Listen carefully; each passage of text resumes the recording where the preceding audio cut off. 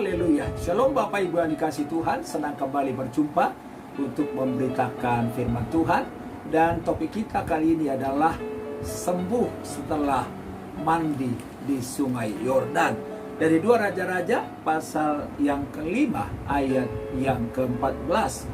Maka turunlah ia membenamkan dirinya 7 kali dalam sungai Yordan, sesuai dengan perkataan abdi Allah itu.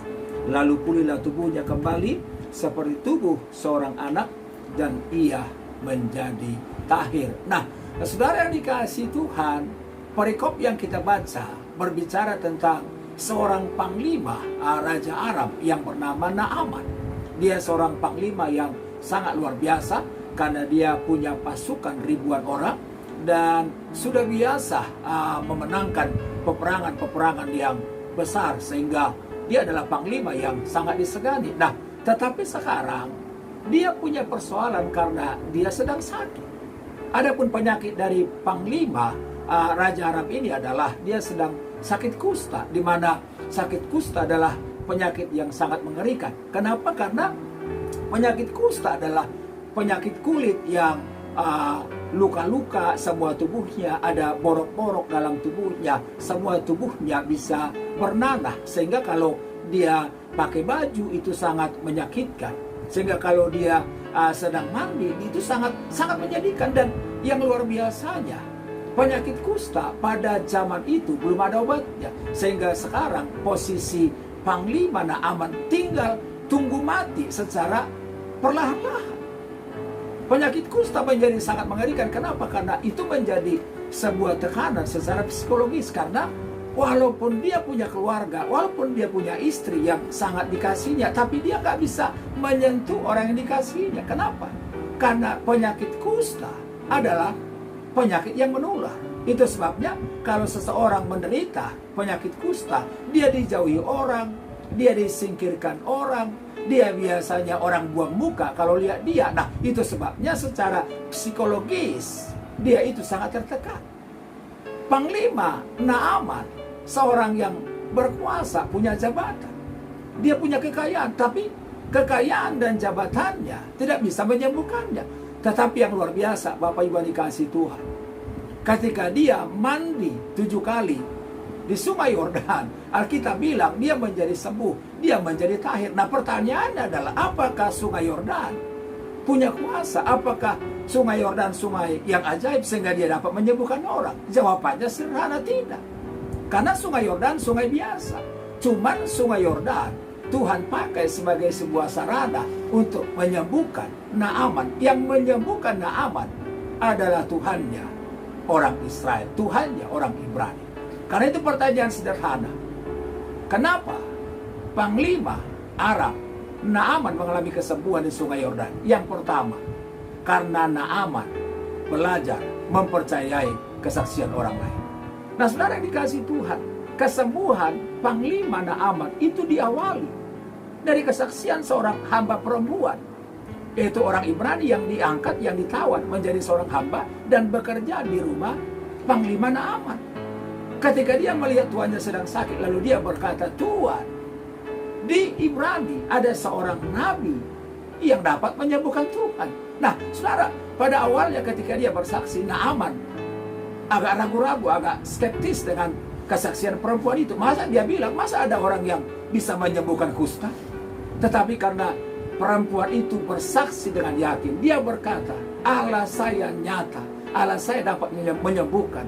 Sehingga pernyataan itu, kesaksian itu membangkitkan iman Naaman. Itu sebabnya Bapak Ibu dikasih Tuhan, kalau ada orang sakit, mari kita bersaksi, mari kita nyatakan Tuhan kepada hidupnya, supaya kalau dia percaya, ujungnya imannya dibangkitkan, dan buat orang beriman tidak ada perkara yang mustahil.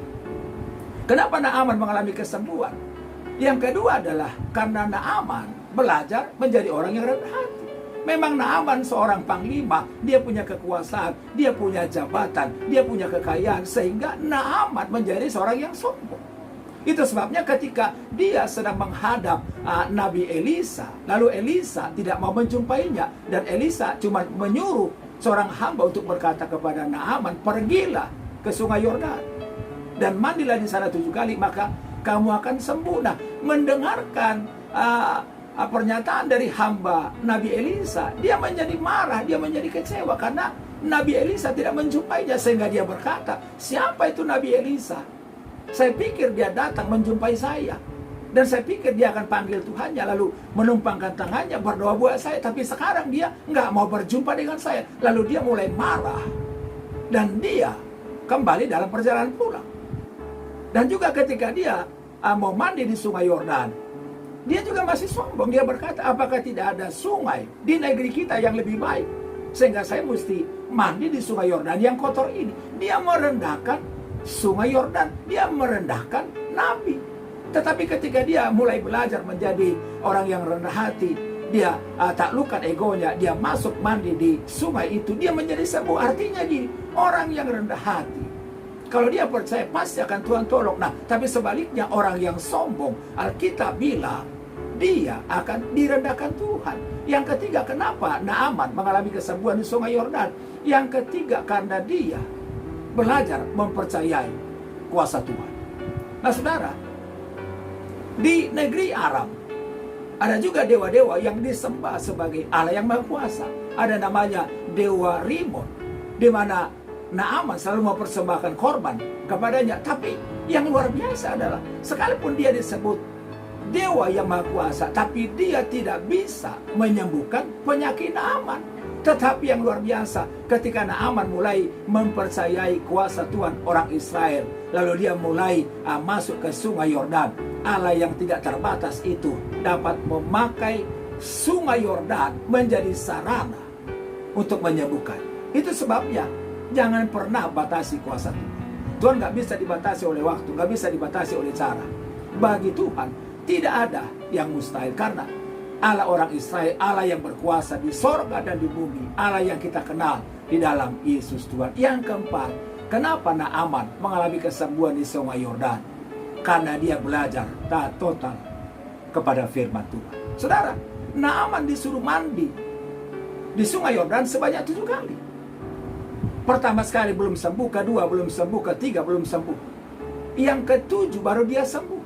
Artinya gini, ketaatan yang setengah-setengah tidak pernah membuahkan hasil, tidak pernah mendatangkan kemuliaan Tuhan. Nah, tetapi ketika kita belajar taat sepenuhnya kepada Tuhan, sesuai dengan apa yang Tuhan perintahkan, maka disitulah nyata kuasa Tuhan. Itu sebabnya saya ingatkan, ketaatan yang setengah-setengah tidak akan mendatangkan, tidak akan menyenangkan hati Tuhan. Tetapi ketaatan yang total selalu menggerakkan kuasa Tuhan bekerja. Itu sebabnya apapun yang Tuhan suruh, mungkin hal itu bertentangan, tidak sesuai dengan akal budi, tapi pastikan taatilah.